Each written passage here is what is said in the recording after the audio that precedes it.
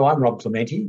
Matthew Burgess is from View Legal, and he's one of our most experienced and well-regarded presenters. In fact, he's an Australian guru in estate planning. Matthew, great to have you with us.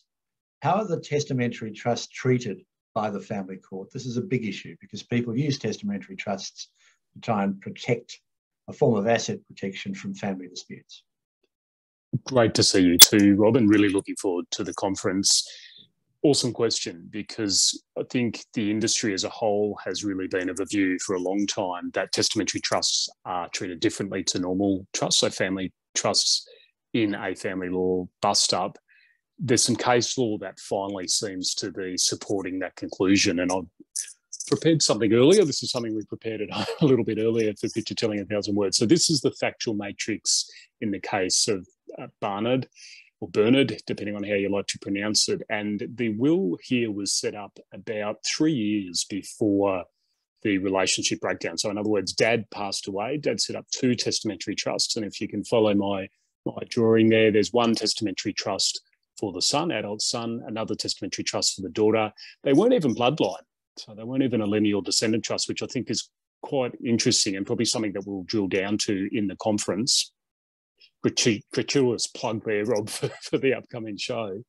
And the way in which it was set up was that the son was the primary beneficiary of, air quotes, his testamentary trust, and the daughter was the primary beneficiary of hers. They weren't bloodline, but critically, and I think this is where we really start to unbundle some of the planning opportunities that might be available. Critically, neither adult child was the appointor of their respective trust, and the case wasn't entirely clear on this, but it seemed to imply that a trusted advisor, so perhaps the accountant or trusted lawyer, was the appointor.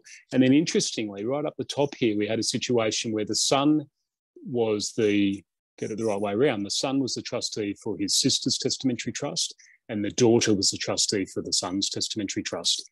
And the court said that even though the testamentary trusts were actually named after each of the kids, and even though they were set up about 2 or 3 years before the husband's relationship broke down, so Dad passed away 2 or 3 years earlier, the assets of the testamentary trust were actually excluded during the son's matrimonial bust-up and not taken into account as an actual asset. So that's a really, really important outcome, really, really important decision, and one that I think gives us all quite a lot of hope that we can use testamentary trusts to, air quotes, protect wealth away from the outlaws.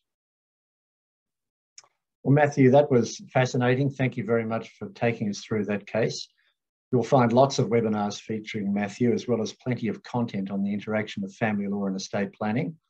And of course, there is our regular estate planning conference, which is, at the time of recording, is in a few days' time.